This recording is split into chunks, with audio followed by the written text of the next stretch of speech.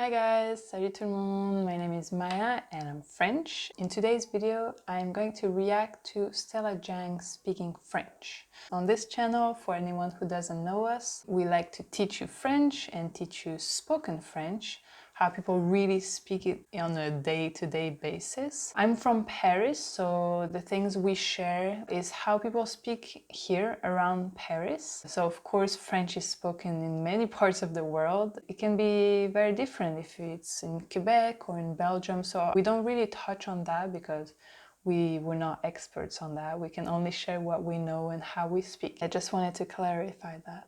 So what I like to do with these reaction videos is turn it into a French lesson because it's a way to see what they're good at and share it with you, talk about some mistakes they make and correct them so you can learn along the way. I guess that's exactly how our private French lessons work. We usually speak a lot in French. We have a conversation with our private students and we correct them along the way. It's kind of an organic way to learn a language. That's what we really like to do. So I kind of wanted to recreate that in a YouTube video form. So the best way for me was to kind of watch content of people speaking French already and kind of comment on it. And maybe you can compare yourself to her level and be like, oh, actually, I know how to do that, or I'm good at that, so maybe my French isn't that bad. Like, we read so many of your comments saying that, oh, actually, my French isn't that bad, or it made me feel good, or it made me feel better, or about my level of French. Those comments make my day. That's exactly why I like to do those videos. Okay, let's go.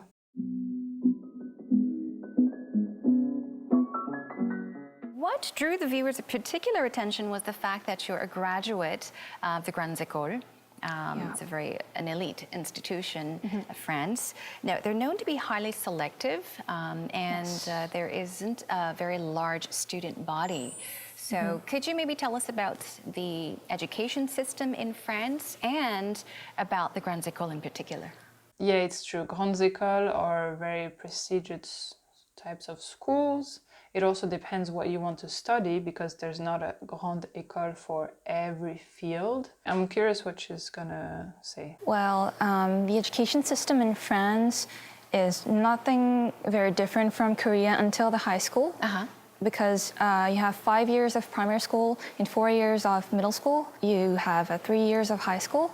And after the high school, you pass the baccalaureate, which is something like an SAT or 수능. Okay, so baccalaureate, she says it really well. Apparently she lived in France for like 11 years, from the age of 12 to 23 or something like that. So she's been there for a while. I wouldn't be surprised if her French is amazing, also because she arrived in France so early in life. But I want to hear her talk about it a little bit more and maybe give some comments on that. So after the baccalaureate, you can either go to a normal university or special universities called Grandes Écoles, which is just literally big schools. And in order to get into those Grandes Écoles, you have to pass through the 2 years of preparatory school or 3. And after those 2 years or 3 years of preparatory school, you have an exam called concours. And after the concours, you can go in the Grandes Écoles. The right word for Grandes Écoles is the most prestigious universities in France. For école préparatoire, that's true. Sometimes it can be 2-3 years. Sometimes it can only be 1 year. It really depends on what you're studying. For example, I was in the art schools. The really prestigious art schools are not called les Grandes Écoles. They are called École Nationale Supérieure, and then they have different names. So yeah, Grandes Écoles is really a specific category of schools.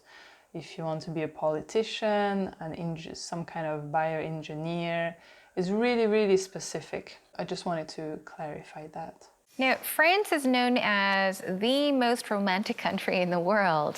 And I'd like to ask you, when and why did you decide to move there?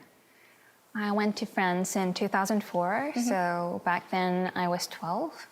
And I just wanted to experience something more and discover something over the horizon. And And I didn't know what was waiting for me. Back then, I couldn't speak a word of French. I had a very hard time at the beginning.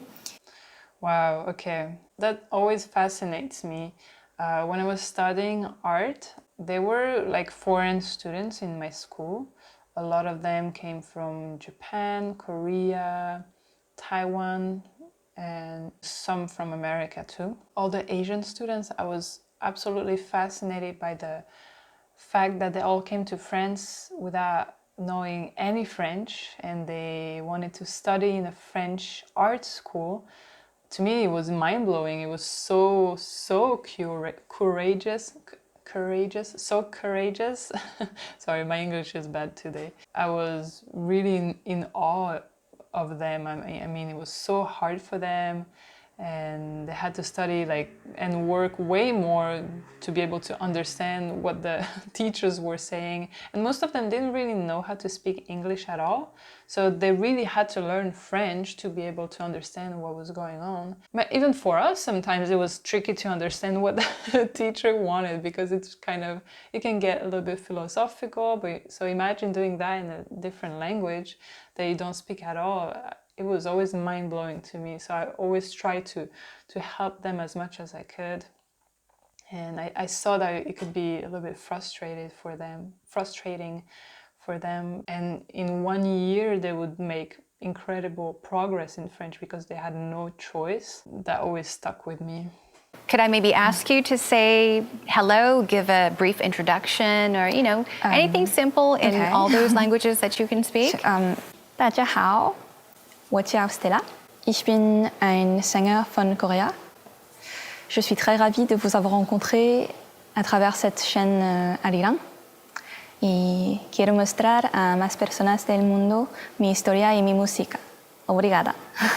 Wow. I think even when she speaks Chinese and she says her name, she has kind of a French accent. Stella. Stella. 我叫 STELLA. Would you say it like that in Korean? In America, it would be Stella, but Stella is very French. Even when she spoke German, she said Korea. Ich bin ein Sänger von Korea. I don't know, it kind of sounds French. It's interesting. Je suis très ravie de vous avoir rencontré à travers cette chaîne Aliran. Well, okay, so her accent is pretty amazing. Her R's are great. Nothing to say. It's such a small sentence. I want to hear her speak French a little bit more. She's really formal though, maybe because she adapted to Korean TV, or I don't exactly know, but je suis ravie de vous rencontrer. It's a really polite and very pretty way to say it was nice to meet you. Des yeux qui font baisser les miens, un rire qui se perd sur sa bouche, et voilà le portrait sans retour de l'homme auquel j'appartiens. Okay, her R's are great, her nasal sounds are great, the E. Yeah, it's amazing. For now, I have nothing to say. Quand il me prend dans ses bras, il me parle tout bas, je vois la vie en rose. Il me dit des mots d'amour, des mots de tous les jours, et ça me fait quelque chose.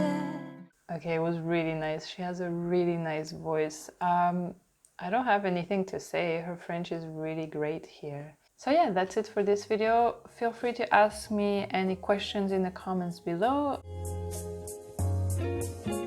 If there's any other celebrity or person, even YouTuber who speaks French, that you want me to talk about and react to, feel free to write in the comments also. And if you enjoy what we do, you can check out our Instagram. We're really present over there, posting all the time some lessons and French translating challenges, etc. And if you want to support the project StreetFrench.org and support Charlie and me, you can go on our Patreon page. And if you want to learn even more French with us, you can go to our website StreetFrench.org and check out our free e-courses. Okay, so that's it for this video, and I'll see you next time. Bye bye! Salut tout le monde!